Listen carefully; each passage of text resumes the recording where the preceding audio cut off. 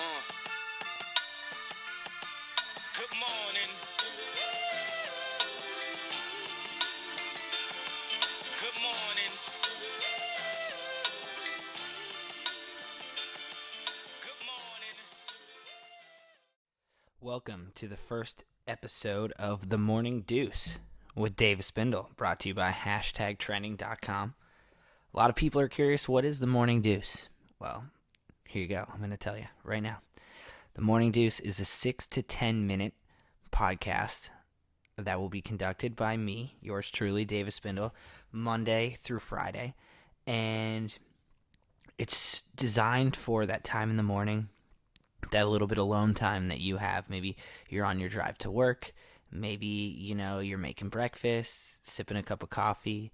You got that time on the commode. You got that time to just have a couple 6 to 10 minutes and just get your mind right. And what we're going to try to do two things in the Morning Deuce. The first one is just to get out my thoughts. What's going on.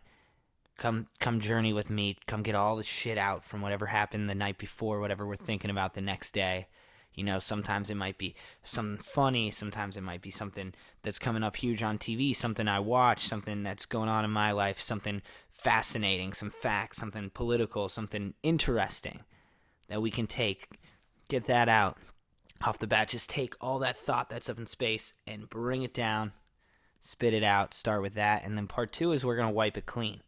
We're going to wipe it clean by getting our mind right to start the day, whether that's a inspirational quote, some fascinating fact, or just something that you're like, you know what, things are bad for me today. It's going to be a tough day, but at least I don't have to deal with that thing Dave said on Morning Deuce.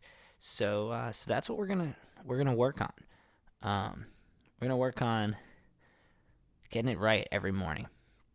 So today's weird because I'm actually starting with a pretty ridiculous story, which probably isn't going to be happening every episode, but it is ironically something that is happening to me right now, and that is some online dating saga that's going on in my life, which is very interesting because it's really, really strange. So let's just get this started. So I was on Tinder. For those of you who don't know, it's a dating app for those of you that are older or in a happy relationship or in a relationship you're afraid to get out of. Tinder is a very superficial dating app where you swipe left or right based on someone's picture, and maybe you get someone that you're interested in, and if you exchange a couple chats back or forth, a couple messages, see if you like that person, maybe hang out. A lot of Tinder, I'm going to pull back the curtain for you guys, maybe like the Morning Deuce, a lot of Tinder is probably done during that commode break, that at work numero deuce that some of us have to take from time to time. So that's the irony, is that that's where you're finding love during that break sometimes. But it's pretty much a joke, something that happens to pass time from every now and then. But I matched with someone who I chatted with for very briefly, thought was kind of cool. And I ended up having a concert that I was going to get to go to for free, which was pretty neat. I know someone that was in the band. It was a really good band. And so I had free tickets to the show.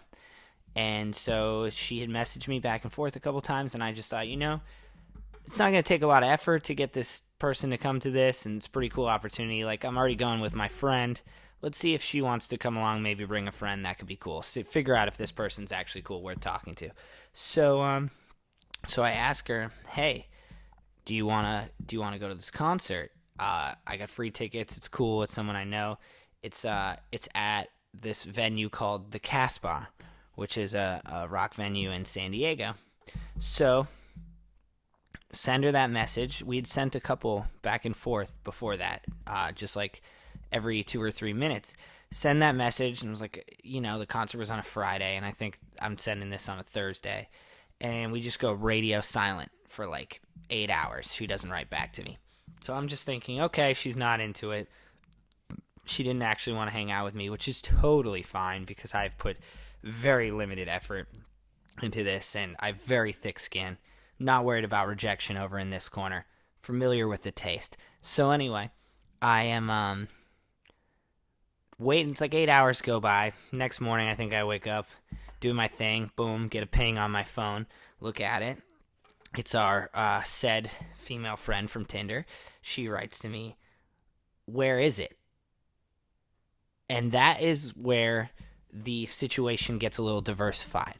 I explained the story to several people that I know, and I noticed something. Most of the males in the room thought similar to what I felt, which was if she just says, "Where is it?" she doesn't really want to go because she waited like 8 hours and she just texts, "Where is it?" She didn't say, "That sounds cool, I'd like to go, where is it?" Or, "Oh, that sounds fun," or when is it, like what time of night is it, blah, blah, blah. She just wrote, "Where is it?" That's it, nothing else. And so I just assumed she wanted to keep talking to me and be polite, but she didn't really want to come. And I said this, and a lot of the other guys who'd been on Tinder that I explained this to, they kind of were on board. They sort of agree with me, where some of the women were like, "No, she's just trying to be a nice person and asking where the concert is. How could you mess that up? Like, what's going on? You should write back." So I didn't write back. I figured, she probably doesn't really care. She probably doesn't want, "Where is it?" Like, if she didn't even say, "Yes, I'd like to go." And it was the morning of, and I just thought, like, screw it, whatever.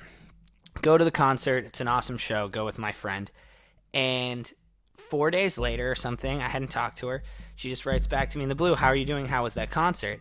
So now I'm thinking like, oh, wow, now you want to talk to me, but you didn't when I had tickets to the show. So I'm like, oh, the concert was great. And I start sending her a couple photos from the show. And I was like, "You really missed a good show." And she writes back to me like, "Oh, that stinks. I wanted to go. I wish I was there." And I, up on my high horse, write back, "I don't think you did want to go, because if you did, you probably would have looked up where the venue was. You probably looked up where a Casbar was." And I'm thinking like, ooh, I got you. You didn't really want to go. And she wrote back, "I did try to look it up. I couldn't find it." And I looked up through the text messages and realized that the word Casbah had been auto-corrected to Kashmir, which is not even a venue. So she did look up the venue. It didn't exist because I wrote her the wrong one, and I thought she didn't want to go.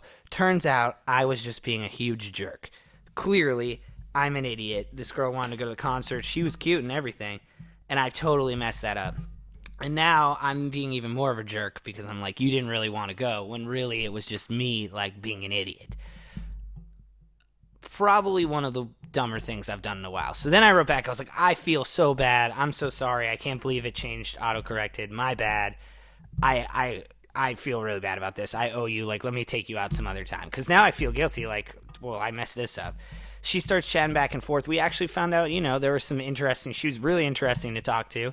And so we decided we were going to go out the next Saturday night. So now I'm actually into this. I'm intrigued because she's kind of giving me a second chance, I guess. But now I'm like, oh, this person might be cool. And we got a back and forth going. Like, it's pretty honest now. The superficial part's over. Saturday comes. Just send her a little message. "Hey, are we still on for tonight?"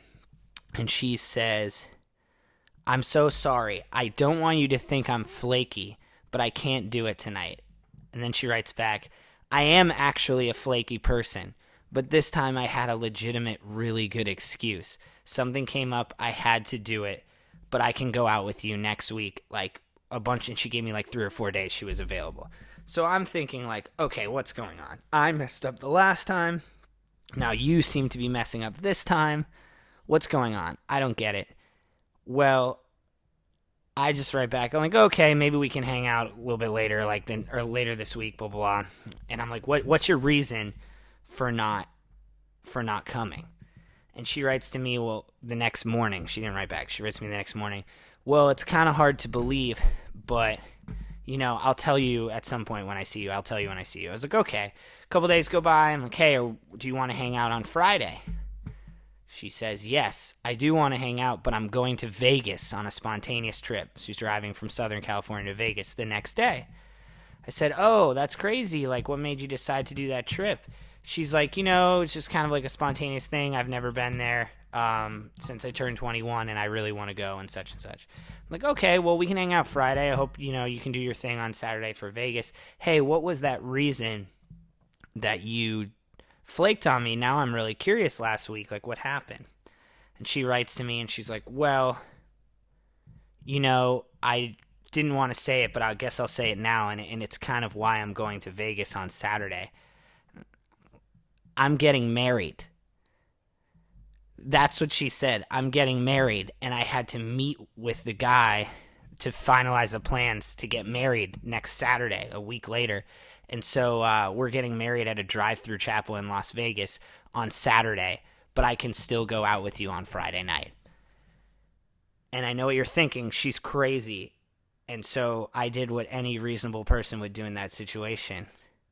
And I said, awesome, I can't wait to hang out with you on Friday night. And that was a couple days ago, and we did hang out. But this is the end of part 1 of that story, so I'll tell you part 2 tomorrow. That's the first part of the Morning Deuce, that little cliffhanger right there of modern online dating in 2016. But now it's time to wipe it clean. Let's get that out of our systems. We're switching gears, get our minds in the right frame. Today, Monday, it's Patriots Day. I'm born and raised in New England. That's a New England holiday to me. Early daytime Red Sox game, and we got the Boston Marathon. Usually a lot of schools are off. It's starting to get warm. It's the beginning of summer. When I was in school, it was the beginning of the end of school.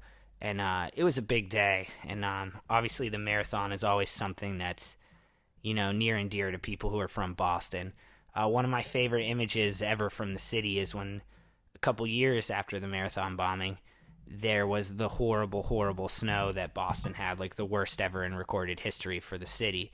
And there's this amazing aerial shot of one guy standing in the middle of where the marathon ends, shoveling off the finish line when everything around it is just covered in feet and feet of snow. And he's shoveling it off. And that image to me is like pride in something bigger than yourself, pride in uniting, with a group of people and where you come from, and a bigger belief and a determination. So maybe we wipe it clean today. We got all that out. Maybe we wipe it clean by saying, like, what can I do today that's maybe a non-verbal way of telling some people that I take some pride in something, whether it's something different from my work or showing respect to a group of people I'm with my family or with my work. Maybe a non-verbal way of paying respect to somebody who does something every day as service to me.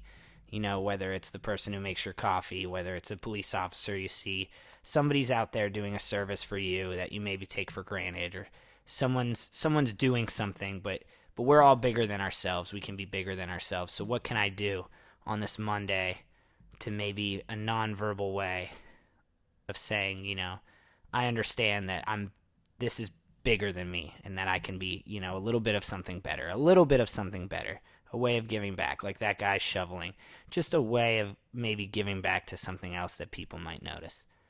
So that's it. We ran a little long because it's the first episode, but you've been listening to the Morning Deuce with Dave Espindle. Tune in tomorrow. We'll finish part 2 of that story and whatever else is going on. Hashtagtrending.com has more cool stuff. That's it. Roses by Outkast. Let's go.